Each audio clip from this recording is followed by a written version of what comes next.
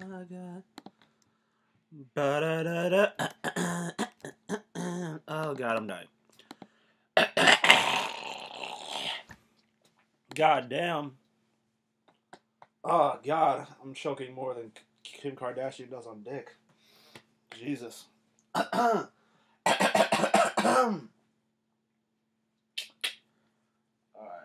ready to go? Are we ready? And yeah, we are. So, UQ Holder. Yeah.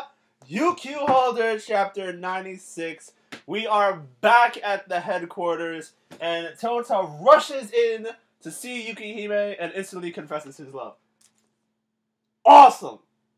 We're finally out of the way of the awkward silence bullshit, because I was worried that something would interrupt him, and then we're going to have to go through like 500 chapters of bullshit. I don't need that. The bad part is, she didn't really take to it. So, he's always saying some shit. He goes muttering. She's confused. And at one point, he says, I want you to go around with me every night. She takes it, of course, sexually because it sounds sexual. And then he goes into explaining, no, I meant a round of training with me in a miso soup kind of way. What the fuck does that mean? The fuck does that mean? What kind of expression is that? Anyway, she gets even more, like, angry at him, starts punching him. Yo, she breaks out Street Fighter combos, I swear to God. Left punch, right punch, Shoryuken, Tetsubaki Senpuken. Yo, this is literally the move that she pulled out. Yo, she did a fucking Metsu Hadoken. Yo, Metsu. Nigga, would have been crazy. Yo, when she goes through that, he goes into further explaining how he doesn't want her to be like how she was in the past. I'm not even sure. She probably remembers that, but as they mentioned in the chapter, she obviously they say she probably doesn't remember what she was like or remember him from back when she was Kitty, but no, she completely does. Apparently, from as far as I can tell, she completely does. But due to him acting as stupid as he does, she has officially demoted the four of them. Him, Konamaru, Santa, Kide, all of them are demoted and are forced to work as staff in the inn until further notice. So, I don't know how he's going to train right now because he still has to go back to the tournament. But she banned him from the tournament. But then he still entered the tournament. So I don't know what's going to happen there. I don't know about the tournament. We have to get back to the tournament. Because the crazy clone bitch is still out there. And if he doesn't fight her in the tournament, she's going to do all types of shit. She was about to kill like hundreds of people just to fuck with Tota. If she actually like gets really pissed, who knows what will happen. We already had a global apocalypse. The fuck else knows what's going to happen. Now we... Oh, this is annoying. I hate characters like Karin. Yo, Karin is the, like...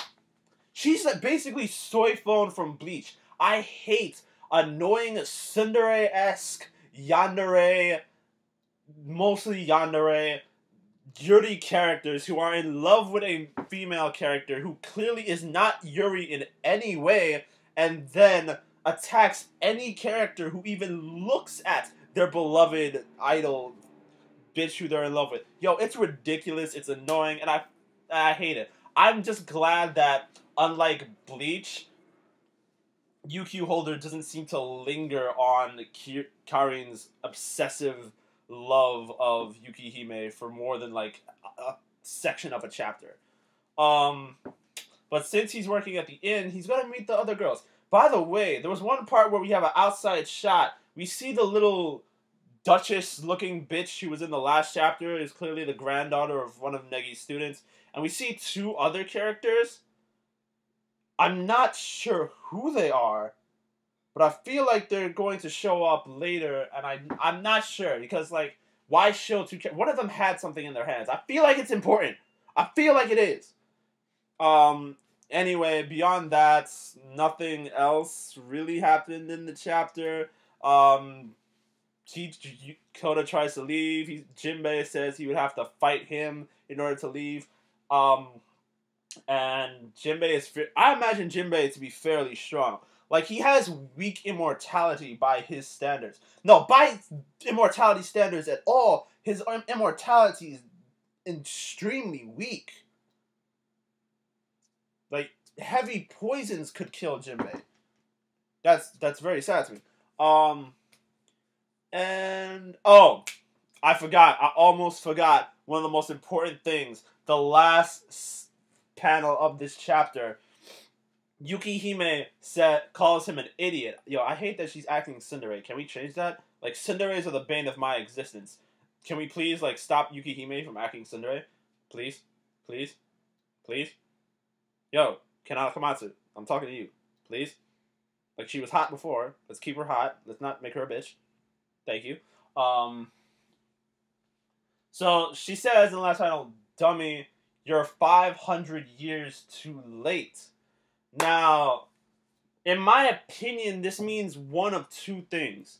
One, she has already fallen in love with Tota, and him asking her to marry him, which he does in this chapter, is kind of a moot point because she's already decided yes. That, or she's actually married. Now, when I say she's actually married, I don't mean to Negi, because it hasn't been 500 years since she met Negi or Nagi. So it can't be to either of them. The 500-year date is, like, specific, and that implies something happened in the past then. And I doubt it involves either of them. Now, if you will remember way back when we were first heading towards, around the time that we met Konamaru and we were first heading towards the UQ holder headquarters, she goes into explaining various types of immortality. In fact, you know what? Let me see if I could pull up the chapter. I think it's chapter 11. I'm gonna try this very quickly because I do not want to. Why is this chapter missing on my site? God fucking damn it. My site is horrible right now. Yo, site, why you fuck up? Why you be bitch? Why you be thought? Don't be a thought. Why you be thought? Don't be a thought. Don't be a thought. Don't be a thought! You fucker! Oh. No, it is not chapter 11. It's chapter 8. No, it is not chapter 8. God damn, how early did this happen? Jesus Christ. Chapter 6. Let's see that. Chapter 6. Okay. No, chapter 6. I think it is chapter 6. Okay. I'm going to quote this. People like you and me, vampires, within that group are the aristocrats from... Aside from them, and you see that kid who I'm about to mention, aside from them, there are various kinds of gods, demons, and monsters who possess immortality on par with vampires. Those who use immortality products like holy wines, miracle drugs, and philosopher's stones. Those who achieve their immortality through cyberization or robotization? Robotic implants. Okay, just say it like that. There are also some... What? That's not a word. Okay.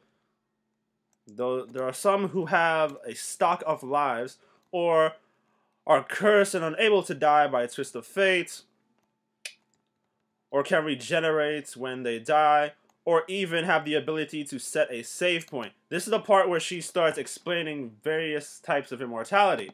Now, this is vastly important.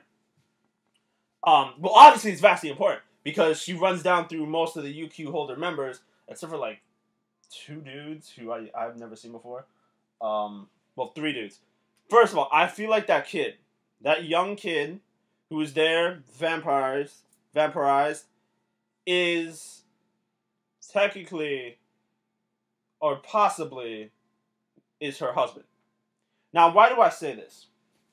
If you remember what was talked about in Yukihime's past, Yukihime got her immortality from Magna Ebera. So, that spell that allows you to absorb magical power and that causes immortality. That's why Tota has two different types of immortality. Being a vampire and Magna Ebera. That's why Negi is immortal. Now, my thing is, at some point she had to be turned into a vampire because she's clearly a vampire. Now, I don't think that Danna did it. It's possible that Danna did it, but I feel as if this kid did it specifically. Now, Yukihime's like, what, 16 the first time she met Tota? Or 16, it was like in the teens when she met Tota. I remember it being mentioned. So before that time, this kid might have met her and then turned her into a vampire. And after that time, maybe in one of the gaps, maybe in that large gap before she goes like psychopathic insane, that he missed her, maybe in that gap they get married, like an arranged marriage. Maybe that's why when she heard the name Yukihime, she didn't, like, she said that was a relative of hers or something. I can't quite remember. But maybe that's why. Because Yukihime was married to this dude, forced marriage, who knows. That's my thoughts on this chapter. Like, rate, and subscribe. God damn, I have taken far too long. But I will see y'all for next Yuki Hoda.